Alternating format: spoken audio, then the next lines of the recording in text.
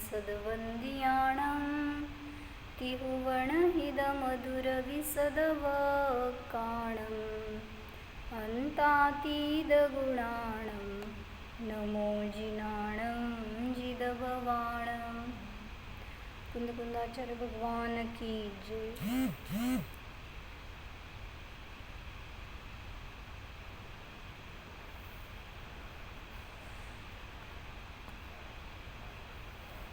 पंचस्तिकामध्ये 62 नंबरची गाथा बघत आपण झाली आहे जवळपास। 62 नंबरच्या गाथेमध्ये षटकारकाचं वर्णन केलं होतं।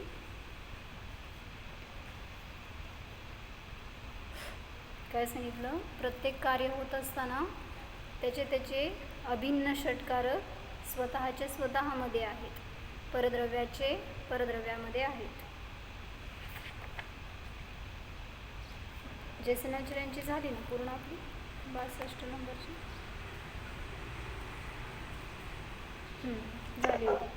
अशुद्ध षटकारकी रूपाने ज्याप्रमाणे परिणमन करत असताना अशुद्ध आत्म्याला प्राप्त करतो, त्याप्रमाणे शुद्धात्म तत्व सम्यक श्रद्धा ज्ञान अनुष्ठान रूपाने अभेद षटकारकी स्वभावाने परिणमन करत असताना आत्मा शुद्ध स्वरूपाला किंवा शुद्ध आत्म्याला प्राप्त करतो।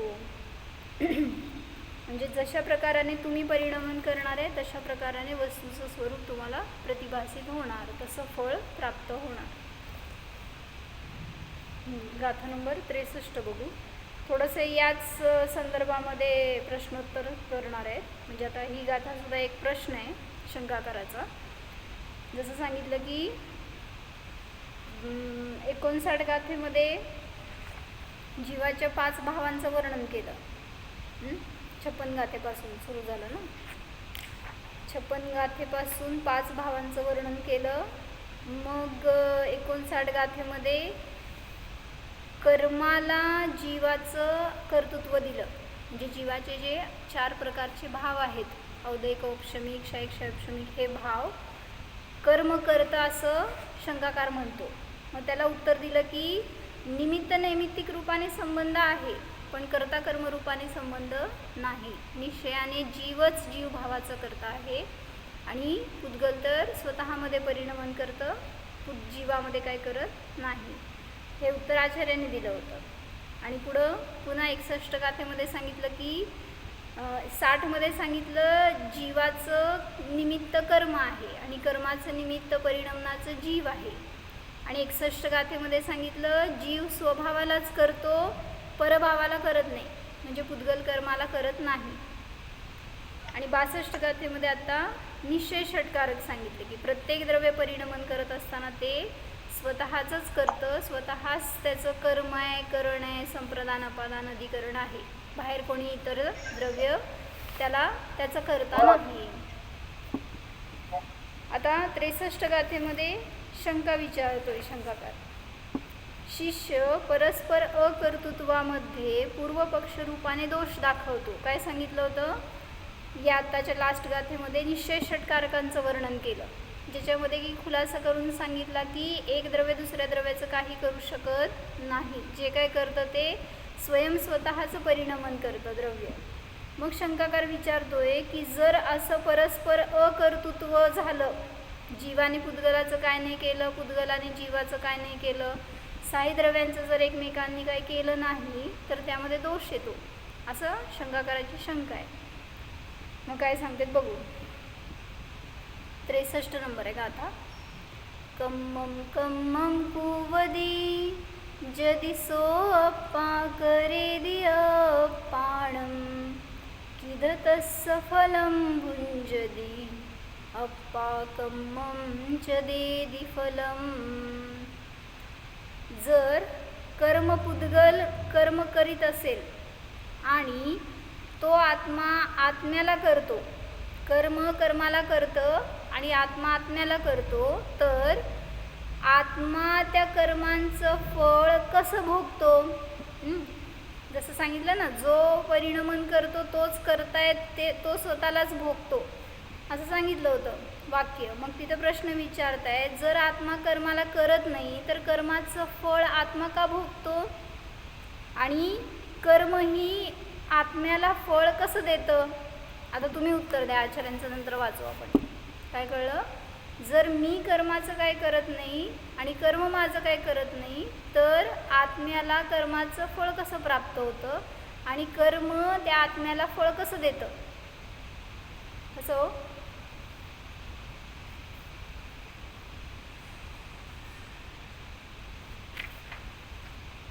देतं का नाही देतं? नैमित्तिक संबंध बघितला.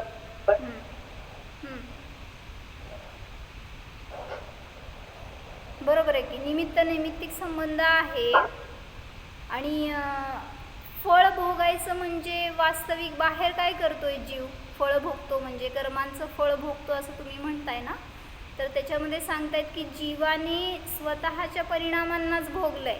तुम्हाला दिसतंय बाहेर कर्मांचं फळ भोगतोय जीव म्हणून, पण भोगतोय कोणाला हो? जसं म्हणलं म्हणजे आता पहिला ही शंका आहे, पण त्याचं उत्तर म्हणून सांगते की जसं मुनिराजांवर कर्मांचा उदय येतोय का नाही, पण ते भोगतायत कशाला? म्हणून कर्म फळ देतं आणि ते जीव भोगतो, हे सगळं स्वतंत्र परिणामन आहे. कर्म फळ देतं ठीक आहे, पण त्याचं कार्य पण त्याच्यामध्येच घडणार आहे. आणि जीव फळ भोगतो म्हणत असताना तो त्या कर्मांना भोगत नाही आहे, तर वास्तविक आपल्या परिणामांनाच भोगतो. त्यामुळं भलेही बहिरंगात असा त्याचा उदय चाललाय, तरीसुद्धा परिणमन कसं आहे मुनिराजांचं?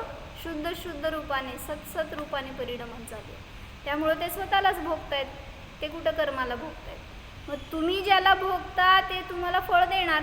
तुम्ही भोगायला जाता कर्माला म्हणून तुम्हाला कर्म फळ देता असं म्हटलं जाईल. शंका वाचू पहिला आपण, पुढच्या गाथेमध्ये उत्तर देणार आहेत. जर कर्म करीत असेल आणि आत्म्याला म्हणजे आत्मपरिणामांना करत असेल, तर त्या कर्माचे फळ आत्मा कसं भोगतो किंवा कर्म ही आत्म्याला कसं फळ देईल? म्हणजे शंकाकार म्हणतोय की असं होणार नाही, कर्म एकतर आत्म्याला फळ देणार नाही आणि आत्मा त्या फळाला भोगणार नाही, असं शंकाकार विचारतोय. त्याचं एकच वाक्यात टीका आहे, सांगतोय.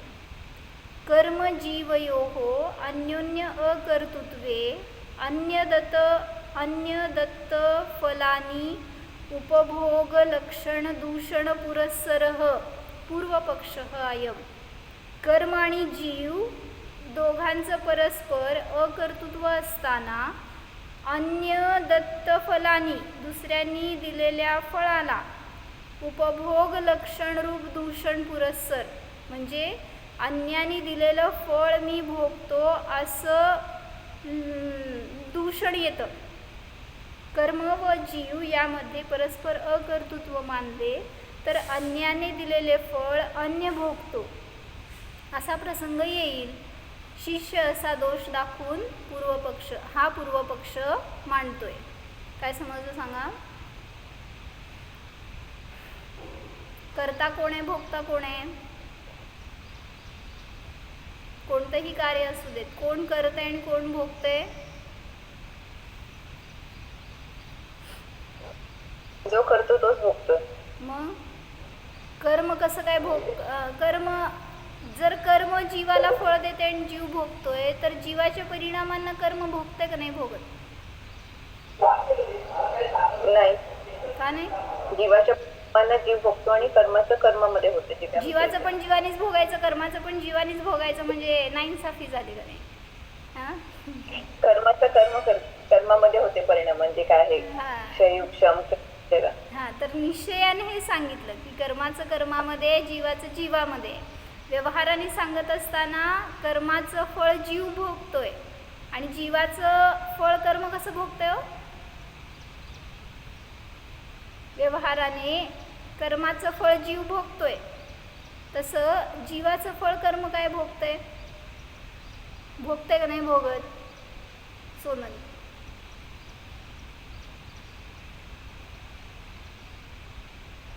ठाण्यामध्ये कर्म भोगतंय का नाही जीवाला?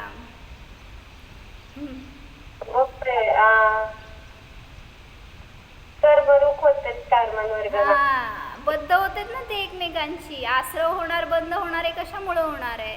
ते जीवाच्या परिणामांचं फळ आहे. तुम्ही परिणाम करताय तर त्याचं फळ कर्माला पण भोगावं लागतंय. ते स्वतंत्र होते, जिकडं तिकडं विसरसोपचे असले तरी सुद्धा स्वतंत्र रूपाने परिणमन करत होते, कर्म परमाणू रूपाने असणार. पण तुम्ही परिणाम केला की ते बद्ध झाले एकमेकांशी आणि त्यांचं ते अवस्थान अनेक काळपर्यंत तसंच बद्ध अवस्थेमध्ये राहील.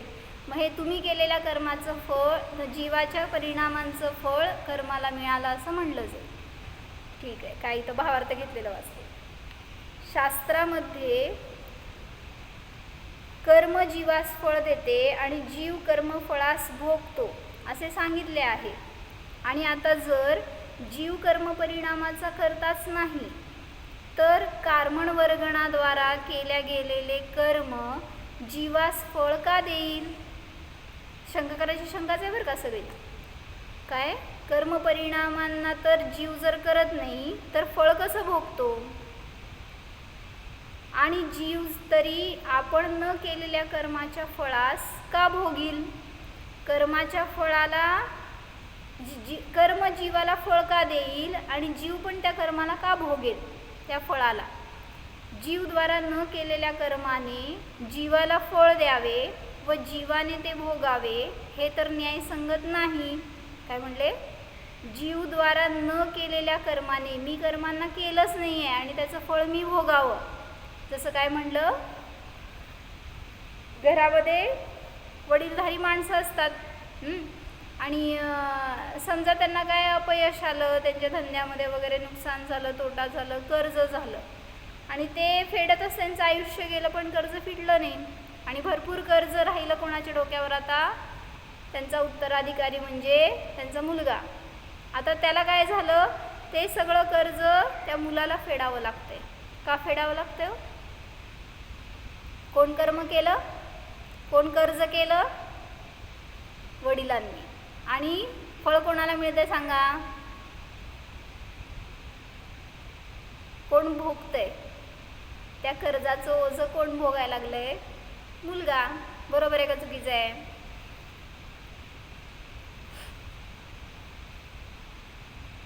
ऑब्जेक्शनच घेऊ शकत नाही.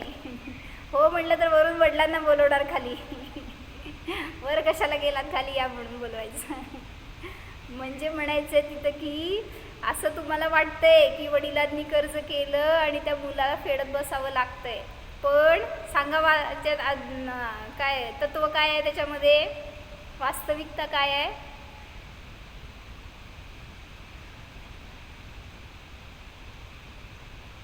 अन्याचं फळ अन्य भोगू शकत नाही. असं गाथा आहे एक संसारमध्ये. अन्नदवियेण अन्नदवियस नो किरे गुणोपागो, 373 नंबरची गाथा आहे. त्यात काय सांगितलं?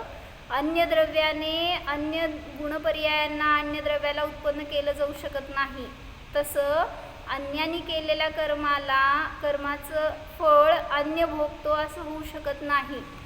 मग काय आहे त्याच्यामध्ये वास्तविकता? म्हणजे ॲक्च्युली त्याचं देणं होतं त्या मुलाकडं. म्हणजे समजा एक्स पर्सनकडून वाय पर्सननी कर्ज घेतलं, ते वाय पर्सन वर गेला आणि त्याचा मुलगा झेड, त्या एक्सचं देणं होतं झेडला, पण ते मध्ये आला वाय आणि ते भोगून निघून गेला.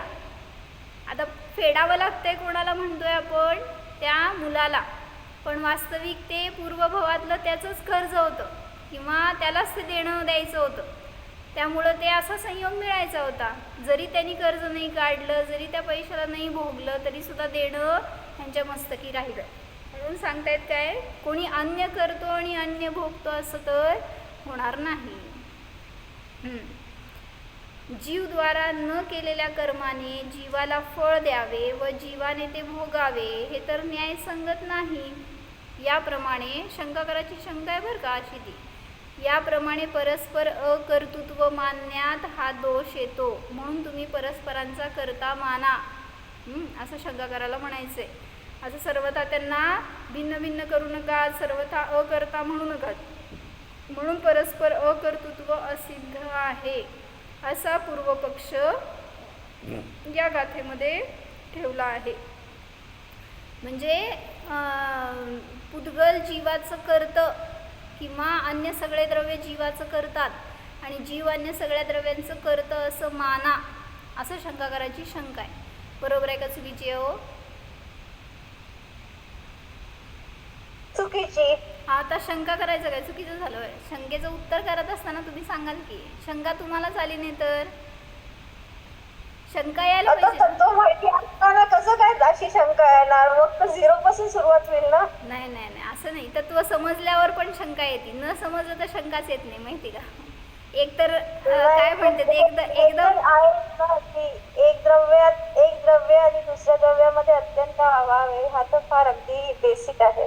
नाही नाही, मला काय म्हणायचं आहे, एक तर कोणालाच ज्याला काहीच येत नाही ना त्याला शंका येत नाही, आणि जे पारगामी झाले ना त्याला शंका येत नाही. मला सांगा काय तुम्ही म्हणजे आता इथं शंका करायचं सांगते. नाही मी नाही इकडची ना तिकडची. म्हणजे शंकाकर पण आहे मधलाच ते, म्हणून त्याला शंका आली आहे की असं तर होणार नाही. जीवनी कर्म परस्परांचा कधीच अकर्ता नसतो असं त्याला म्हणायचं आहे. म्हणजे त्याला नाही समजला नाही जे आपण सांगतोय ना वक्तव्य, ते एका नयाने सांगतोय म्हणूनच अनेकांत ज्याला नाही समजलं त्याला शंका येणारच. मग जिथं कथनचित करता मानतोय तर कथनचित अकर्ता मानतोय, हे सर्व समजलं तर निशंक राहणार. म्हणून जयसेनाचार्यांच्या टीकेमध्ये 63 नंबरच्या गाथेत काय सांगतात बघा. कथनचित करता कसं काय? व्यवहाराने, हा व्यवहाराने. नयाची अपेक्षा लावल्याशिवाय समजणारच नाही जिनवाणी. दोन्ही नय सापेक्ष आहेत, परस्पर निरपेक्ष म्हटला तरी पण बाधा येणार. म्हणून एक कलश घेतलाय छान. समयसर पण घ्या का? समयसरचं 95 नंबरचा कलश आहे. त्याच्यामध्ये त्यांनी कोण कर्ता आणि कोण कर्म आहे हे सांगितलं बरं का. म्हणजे सगळे कलश एवढे सुंदर आहेत ॲक्च्युली. आता ह्या गाथेशी रिलेटेड तर सगळा कर्ता कर्म अधिकार लावायला येतोय.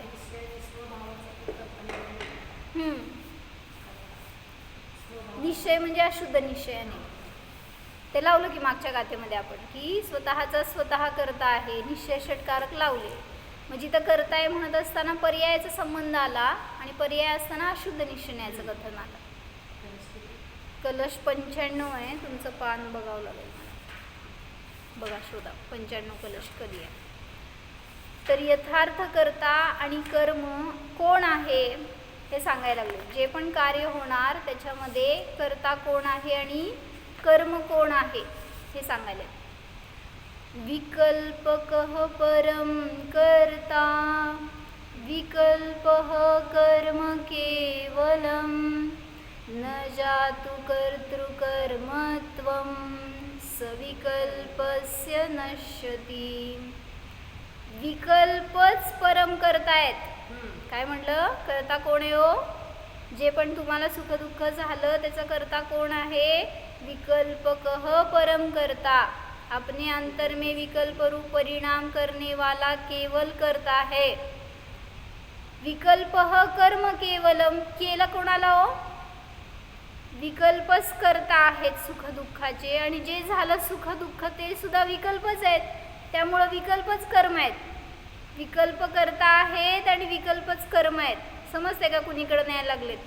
म्हणजे जीवाला कर्म काही करतं असं नाही आहे आणि कर्म जीवाचं कर्म नाही आहे, कार्य नाही आहे. तर विकल्पच करता आहेत, विकल्पच कर्म आहेत.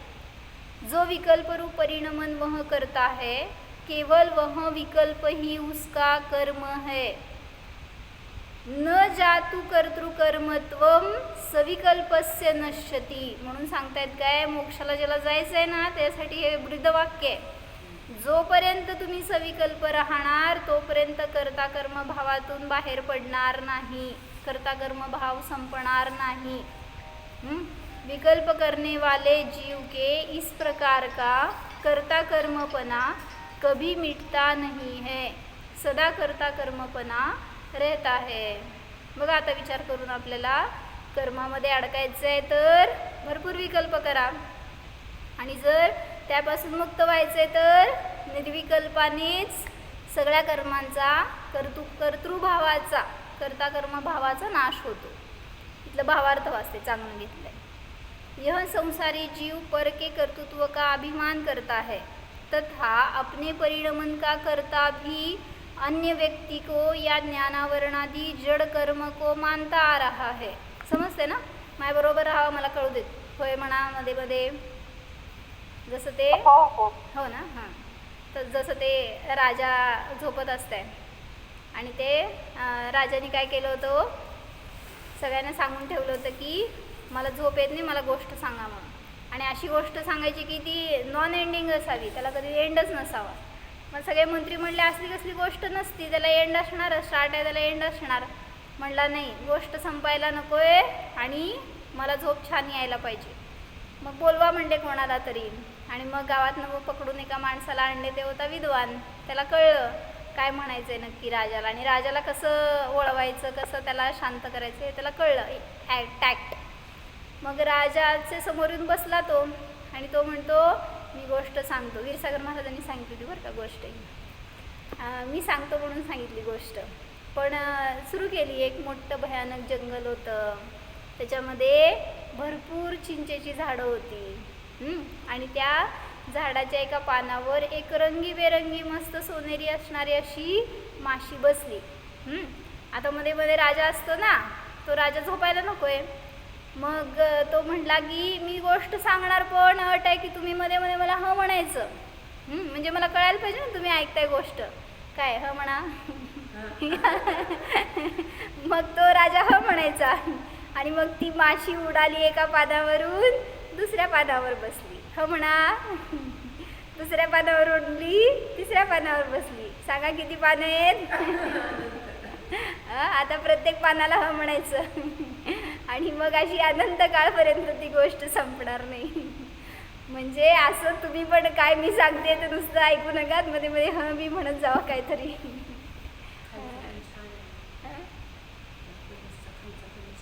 हो की याचं भावार्थ वाचते. ह्याचं भावार्थ आहे का? यह संसारी जीव पर के कर्तृत्व का अभिमान करता है तथा अपने परिणमन का करता भी अन्य व्यक्तीला किंवा जडकर्माला मानतो. स्वतःला पराचा करता मानतो आणि स्वतःच्या परिणमनाला पराला करता मानतो किंवा जडकर्माला. हे अध्यात्म अमृत कलश आहे, त्याच कलशाची त्यांनी भावार्थ घेतला ते वाचते. यह दोनों बातें सत्य नहीं है. सत्य यह है कि मिथ्या दृष्टि जीव भी मैं पर को करूँ ऐसा मात्र विकल्प कर सकता है, तथापि पर का कुछ कर नहीं सकता. काल परवा वाचलो तो आपण हे. जरी मिथ्या दृष्टी म्हटलं की पराचं करतो असं म्हणतोय, तरी सुद्धा तो फक्त विकल्प करू शकतो आणि त्या विकल्पाचा स्वतःला स्वामी मानतो, त्या पराचा स्वामी मानतो, करता मानतो. ही मान्यता म्हणून मिथ्यात्व आहे त्याच्यामध्ये. तरी पण तो करू शकत नाही आहे पराचं. तथापि पर का कुछ कर नहीं सकता, अतः वह विकल्प मात्र का करता अवश्य है. तथा जो जो विविध प्रकार के विकल्प उसे समय समय पर उत्पन्न होते हैं, वे सब विकल्प उसी के परिणमन स्वरूप होने से उसके कर्म है. काय कळलं? विकल्पाला तो स्वतः करतोय आणि त्यांनी जे केलेले विकल्प आहेत ते त्याचं कर्म आहे. त्यामुळं विकल्पच कर्म आहेत हे सांगायला लागले. कर्ता जिसे करे वह कर्म कहलाता है. कार्य जे घडलं त्याला कर्म म्हणलं जातं. इस व्याख्या के अनुसार वह केवल विकल्प मात्र करता है, अतः वे विकल्प ही उसके कर्म है. तथा जो कर्म करे वह करता है. करता कोणाला म्हणलं? जो कार्य करतो तो करता, आणि जे काय घडलं त्या कर्त्याकडून ते कार्य कर्म. इस व्याख्या के अनुसार विकल्प परिणमन करने वाला जीव ही उन विकल्पों का कर्ता सिद्ध होता है. अन्य कोई द्रव्य अन्य किसी द्रव्य की पर्याय रूप परिणमन नहीं करता, अतः कोई एक द्रव्य अन्य द्रव्य के परिणमन का कर्ता नहीं होता. इसीलिए किसी द्रव्य का परिणमन किसी अन्य द्रव्य का कर्म भी नहीं बन सकता. 308 ते 311 गाथेमध्ये पण त्यांनी ह्याचाच विस्तार घेतला आहे ना समयसारमध्ये. कोण करता आणि कोण कर्म आहे हो. म्हणजे परद्रव्याचं मी करता नाही, तसंच मी कर्म पण नाही आहे. आणि कोणी माझं करता नाही आहे, तसंच कोणी माझं कर्म पण नाही आहे. म्हणजे मी कोणाला काही फळ देत नाही आणि कोणाचं फळ मी नाही आहे. म्हणजे म्हणजे मी कोणाचं फळ नाही आहे. हां, म्हणजे मला कोणी बनवलेलं नाही आहे. हां, म्हणून कार्य मी नाही आणि कारण पण मी नाही. हाँ, एक मिनट, 2 वाक्य रहे थोड़े पूर्ण. अपने द्रव्य का परिणमन ही अपने द्रव्य का कर्म है, उसका वह स्वयं करता है.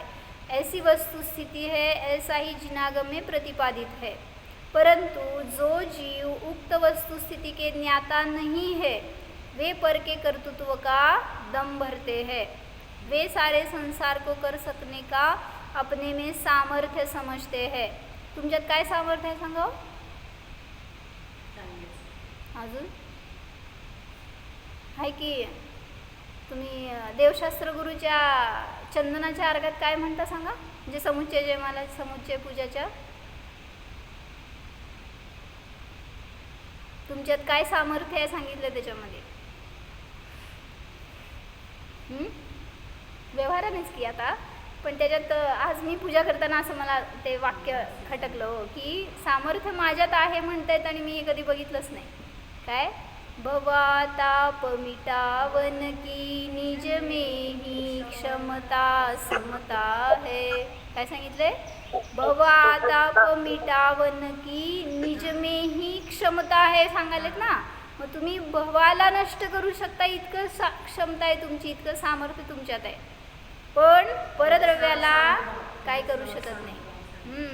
समतेनेच नष्ट करू शकताय, पण पराचं बालसुद्धा बाका करू शकत नहीं. प्रयत्न भी उसी प्रकार का करते हैं. वस्तुस्थिति के विपरीत किया गया यह संपूर्ण प्रयत्न सफल नहीं होता, तब यह जीव दुखी होता है.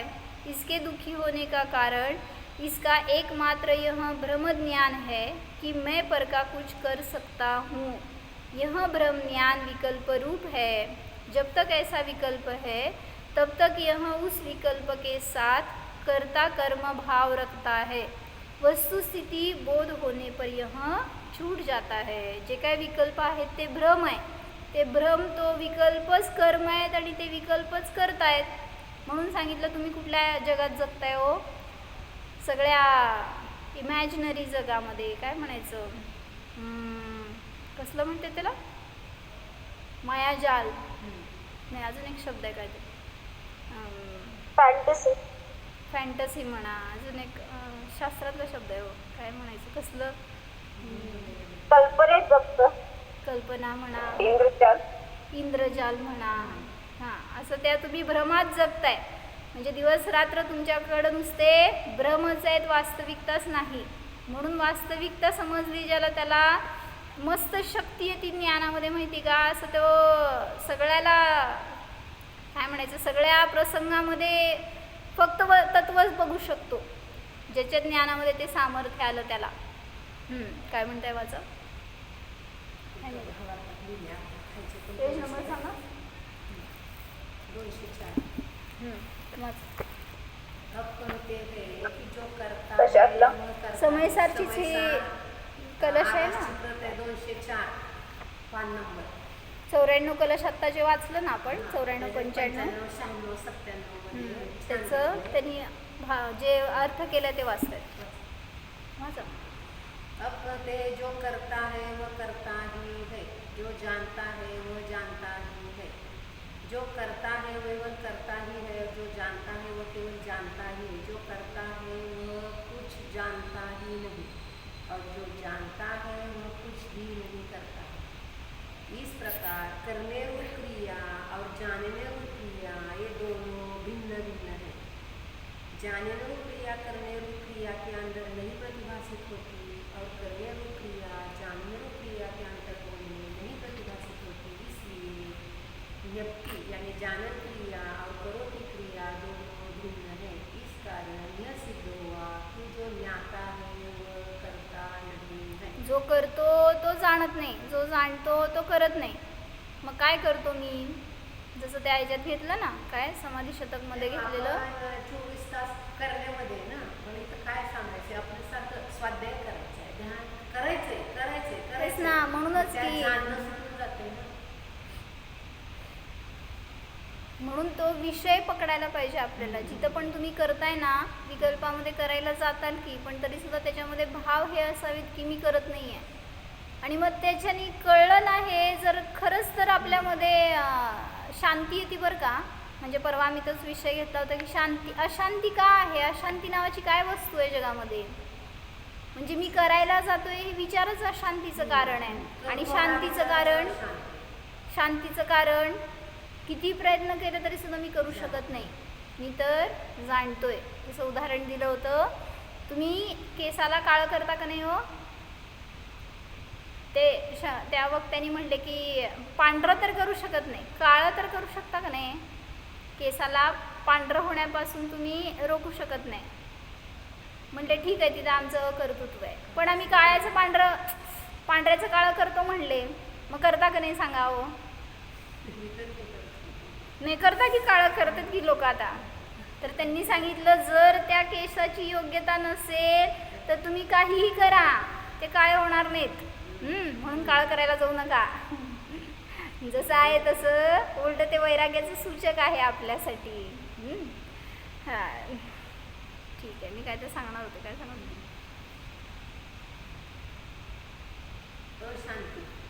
अशांती म्हणजे काय, अशांती नावाची काय वस्तू. तर इथं काय सांगितलं, ज्ञान. हां हे सांगत होते, समाधी शतकचं 21वा श्लोक घेतलंय ना. काय घेतलंय हो, म्हणा येते काय.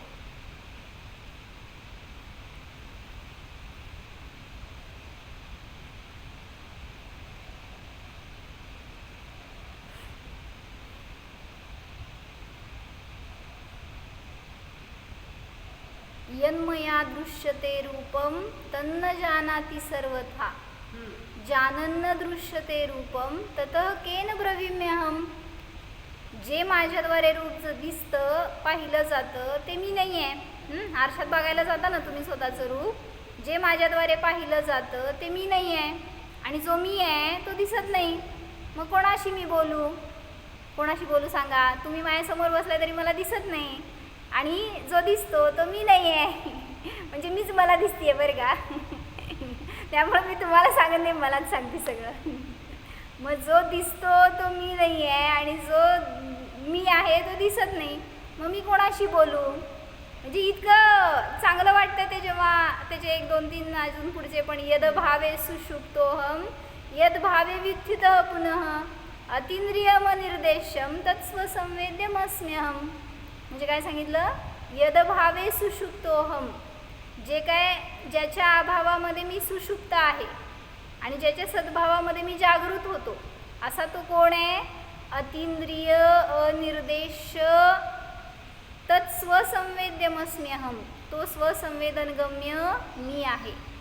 जो की ज्याला जाणलं नसताना मी झोपलेला आहे आणि ज्याला जाणलं तर मी कधीच निद्रिस्त होऊ शकत नाही, असं ते स्वरूप माझं आहे. मग त्याला सोडून जे काय तुम्ही करायला जाता, जानन परिणमन सोडून जे काय करायला जातात ते विकल्प आहेत. विकल्पच कर्ता आहेत आणि विकल्पच कर्म आहेत. म्हणून इथं त्यांनी 2 नयांचं कथन केलंय, ज्ञान नय आणि क्रिया नय. ह्याच्यावरनं सांगितलं होतं ना. म्हणजे दोघांचं सुमेळ आवश्यक आहे, दोघांचं एकांत पण चालणार नाही. जेव्हा जानन क्रिया चालू आहे ठीक आहे, जानन क्रियेमध्ये कोणाचं कर्तृत्व नाही आहे. आणि तसंच बहिरंगामध्ये क्रिया चालू आहे, त्याच्यामध्ये सुद्धा जीव काय करू शकत नाही.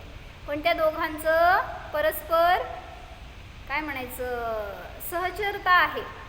जर ते दोघांचं अस्तित्व मानलं नाही किंवा दोघांना निरपेक्ष मानलं तरी सुद्धा चुकलं. आपण निर्णायक संबंध बोलू शकतो असं म्हणा. आता त्यांनी क्रियेचं सांगितलं नाही, इथं काय सांगितलं, करणे रूप क्रिया और जानने रूप क्रिया असे 2 आहेत. त्यालाच म्हणायचं ज्ञान नय आणि क्रिया नाही. जानने रूप क्रिया करने से क्रिया के अंदर नहीं प्रतिभासित होती. जानने रूप क्रिया करने जानने रूप क्रिया करने रूप क्रिया के अंदर नहीं प्रतिभासित होती और करने रूप क्रिया जानने रूप क्रिया के अंतरंग में नहीं प्रतिभासित होती. कुठं गेला तुम्ही, कळलं का मी काय म्हणले. कोण कोणाच्या आत जात नाही. करण्याचा पुढचं कळालं की क्रिया ज्ञानात बाप नाही तेवढं कळालं, पहिलं नाही कळालं. तेच ना, जाणण्यामध्ये कर्तृत्व नाही आणि कर्तृत्वामध्ये जाणणे नाही राहिलं, हे सांगायचं आहे. इसलिए ज्ञप्ति क्रिया और करोति क्रिया दोनों भिन्न है. इस कारण यह सिद्ध हुआ कि जो ज्ञाता है वह करता नहीं है. म्हणून म्हणायचं ना, मला समयसारचं अध्ययन पूर्ण करा आणि मग त्यापूर्वक जे पण वाचणार ना, सगळ्यामध्ये समयसारचा भाव खुलत जातो बरं का. म्हणजे मी पहिल्यांदा समयसार वाचलाय, आता तुमच्याबरोबर पंचास्तिकाय वाचते, पण त्या पंचास्तिकायमध्ये सुद्धा सगळा समयसार दिसतोय मला, म्हणजे आता परिचित असल्यामुळं वगैरे. तर आणि जे काय जो भाव त्यावेळेस नाही ग्रहण झाला ना, तो इथून अजून खुलत जातो. अध्यात्म शेवटी हां.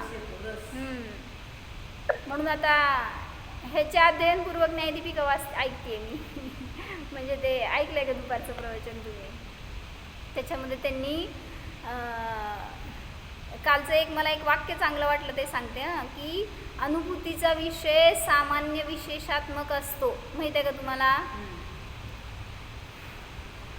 हो ना, कारण की अनुभूतीमध्ये काय पर्यायच असते आणि पर्याय सामान्य विशेष आहे असं मी अर्थ लावला. ना रॉंग. काय सांगितलं? Wrong ना? अभेदवृत्तीच्या विषयामध्ये पर्याय आहे असं नाही सांगितलं जात शास्त्रामध्ये. पर्याय म्हणलं तर तो अध्रुव विषय होऊन जाईल, अनित्य होईल, आणि जाणणारा आत्मा तर तो विषय तर ध्रुव आहे, नित्य आहे. म्हणूनच त्यांनी खुलासा केला की सामान्य विशेषात्मक आहे की नाही आहे. मग सामान्य म्हणजे द्रव्यगुण आणि विशेष म्हणजे पर्याय, असंच आपण आजपर्यंत रूढीने लावलंय. मग विशेषचा अर्थ काय घ्यायचा, म्हणजे ते मला काल जास्त खुलासा झालं बरं का. म्हणजे आता लय येते असं नाही, आपल्याला लय वाचतो तरी पण अर्थ वेगळे लागतात कोणाला त्याच्यावरनं. मग त्यांनी सांगितलं की महाराजींनीच खुलासा केला आहे न्यायदीपिकेमध्ये. शेवटी जे चार्ट घेतलेत ना, त्याच्यामध्ये तिर्यक सामान्य आणि तिर्यक विशेष असे 2 शब्द घेऊन सांगितले. तुम्हाला किती माहिती आहे मला माहीत नाही, पण त्या विशेषाला इथं घ्यायचं. सामान्य विशेषात्मक म्हणत असताना विशेष म्हणजे पर्याय असा अर्थ घ्यायचा नाही सगळीकडं. जिथं जसा अर्थ आहे तिथं तसा ग्रहण करा. त्यामुळं जो अनुभूतीचा विषय आहे तो सामान्य विशेषात्मकच आहे, पण सामान्य म्हणजे घ्यायचं तिर्यक सामान्य आणि विशेष म्हणजे घ्यायचं तिर्यक विशेष. मग तिर्यक सामान्य, तिर्यक विशेष आणि ऊर्ध्वता सामान्य हे सगळे विषय अनुभूतीचे विषय आहेत. आता ते कसं लावलं वगैरे त्याच्यासाठी प्रवचन ऐका. तरी कुणाचं म्हणतात नाही प्रवचन हे न्यायदीपिकेचं? जितेंद्र भैया चंकेश्वरा म्हणून आहे, त्यांचं टेलिग्रामवर टाकलेलं आहे. तुम्हाला पाहिजे तर मी त्यांना जॉईन करायला सांगते, किंवा नंबर मी ह्याच्यावर टाकते पंचास्तिकायवर. टेलिग्रामवर त्यांनी ते प्रवचन ॲड करत आहेत. आणि शंका होती तिथं की श्रुतज्ञानातच नाही का असतात, ह्याचं त्यांनी इन डिटेल वर्णन करायला. त्याच्यासाठी म्हणून सगळं काय म्हणायचं, त्या न्यायदीपिकेत शिरून सगळे उत्तरं द्यायला आहे. उत्तर एकाच वाक्यामध्ये, पण त्याच्यासाठी सगळं पहिल्यांदा वस्तुस्वरूप समजून देऊन द्यायलेत ना उत्तर, अशी क्लॅरिटी होत जाते एक ज्ञानामध्ये. आणि काय म्हणायचं, एका शब्दात ऐकलं तर तुम्ही विसरून जाणार 100%. 8 दिवसांनी 10 दिवसांनी परत तुम्हाला प्रश्न पडणार. पण जे त्यांनी असं ते खुलासा करून स्पष्ट करून सांगतायत ना, त्याच्यामधून तुम्हाला जास्त भावग्रहण होईल. त्यामुळे ते प्रवचन ऐका आणि जाणा.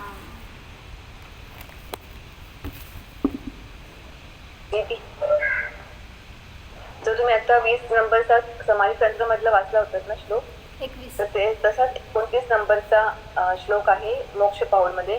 जम्मया दिसते रुवम तम न जाणादी सव्वहा जानगम दिसते नैव तम्हा जंपेमी केन. बरोबर, तेच भाव आहे त्याच्यामध्ये.